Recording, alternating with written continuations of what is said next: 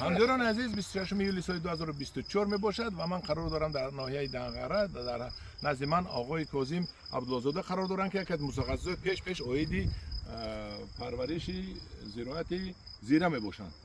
همین در اون بین 3-4 دقیقه اویدی پرورش زیره یک سخنی میگفتید و چقدر میکورن، چقدر جمع میکنن، چند پول است در بازار جهانی و سرمایه خوب میبیارد، بازار خوب دارد یا نه؟ بسیار بازار خیلی خوب، بازارش بسیار خوبه و این زیره سبز به صورت للمی کاشته میشه و 2 ماه 3 ماه قبل از نوروز در بین چله ها کاییدگی میشه و آبی نمیخواد، بعد آب باران و للمی و بعد از 3 ماه بعد از نوروز هم این زیره جمع آوری میشه. من در همینجا کاشتم در منطقه دنقره، بسیار حاصل خوبی داشته و یک بوته های کلانی که من در ایران که میکاریم بوتهاش میده خیلی کوچیک، ولی در اینجا کاشتم بوتهاش بسیار بزرگ. اون خود دانه‌های زیره بسیار کلان، زیره دانه‌های کلان که من فیلمشو گرفتم و در اختیار آقای مهندس میذارم که خب بعد خواستن منتشر کنن و بسیار میشود. این درآمد بسیار خوبیه برای اهالی تاجیکستان و انشالله که خدا با یاری خدا این محصول کشت بشه و صادر بشه به تمام دنیا. همداران عزیز اکنون آواز اکای عبدالزاده چخل به شما رسید نرسید پس گپ زدن. من گویم که پیسته چخلی که گفتن در مابین 2 چیله میکورن، یعنی که زمستون میکورن و بعد از نوروز 3 ماه پس جمع آوری میکنن. در ایران کاریدن بوتاش پستر، در تاجیکستان کاریدن بوتاش کلانتر شد، یعنی بوتاش کلان شد حجم زیره هم بسیار میشود.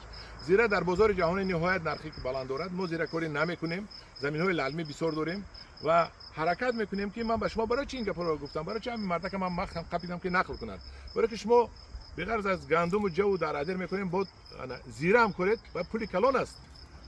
میدونید استکان چیکش 3 سوم 5 سوم مایده چه یعنی که ممکن باید کیلوی باید $10 میشه، $15 میشه و نمیدونم و خدا خواهد ولی من همین اکم قطعی این سال آینده در طرف ورزوب در اشتاقای چورباغ هم رفته کارم. اگر به نهایت اونجا بارونش بسیار است، بلندتر است، بارونش بسیار می شود، ممکن خوبتر شود، ممکن اختر شود، همه کار از تجربه سر می شود. همدیور عزیز بینید که باز سمتی در زمین های بیکار خوب بوده سمتی زیره پروری هم گیرید. زیره پروری هم گیرید، زیره رو جمع میکنید، چیکار میکنید؟ هم یک مرتبه 2 مرتبه میتوانید و میریزد میگیرید، بود میکنید، بود میکنید، جدا میکنید، میگیرید، یک ونتیلاتور میمونید، پوف میکند، بود میکنید. گندم بری گلاگو میکنیم فقط ولو یگان اسفالت ده که خب آلدرش نشود.